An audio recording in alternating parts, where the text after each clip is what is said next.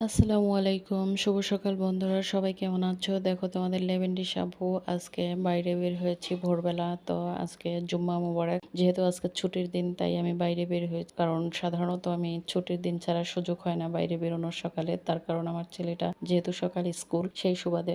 তো আজকে বাইরে বেরোয় দেখলাম যে অনেকদিন পরে যেহেতু তাই আমার এত ভালো একটা অনুভূতি হচ্ছিল যেটা আমি তোমাদের সাথে শেয়ার না করে পারলাম না। তার কারণ আমার কাছে কেন যেন মনে হলো যে আমার এই মনোরম পরিবেশটা এবং এত স্নিগ্ধতার সাথে এত নিস্তব্ধতা এবং নিরিবিলি পরিবেশটা আমি যদি তোমাদের সাথে শেয়ার না করি তাহলে আমার আনন্দটা হাজার গুণ করতে পারবো না। তাই তোমাদের সাথে শেয়ার করলাম। দেখবা যে ওয়েদার যতটাই গরম হোক না কেন সকালের যে মৃদু হাওয়া এটা যদি তোমার গায়ে লাগে তখন দেখবা তোমার গাটা যেরকম ঝরঝরা হয়ে যাবে এবং মনটাও দেখবে একদম ভীষণ রকমের ফ্রেশ লাগবে। তাই আমি বের হলাম। তো বের হয়ে আমার কাছে সেটাই মনে হলো, কারণ মৃদু যে একটা পবিত্র হাওয়া এটা শুধু একমাত্র ভোরবেলায় পাওয়া যায়। এবং ভোর মানে ভোর, ভোর মানে সকাল না। ভোরবেলা যে পাখির ডাকগুলি সেগুলি সাধারণত কি বলবো এগুলি সারাদিনে আর কোনো টাইমে খুঁজে পাবা না, যেটা তুমি ভোরবেলা পাবা। তাই পাখির ডাক বলো আর পবিত্র মৃদু হাওয়াই বলো, যদি তুমি পেতে চাও তাহলে অবশ্যই তোমাকে বাইরে প্রকৃতির মাঝে হারিয়ে যেতে হবে। তো বন্ধুরা তোমরা সবাই আমাকে কমেন্ট করে জানাবা আমার এই প্রকৃতির মাঝে হারিয়ে যাওয়াটা তোমাদের কেমন লাগলো। তো সবাই ভালো থাকো। আসসালামু আলাইকুম। আল্লাহ হাফেজ।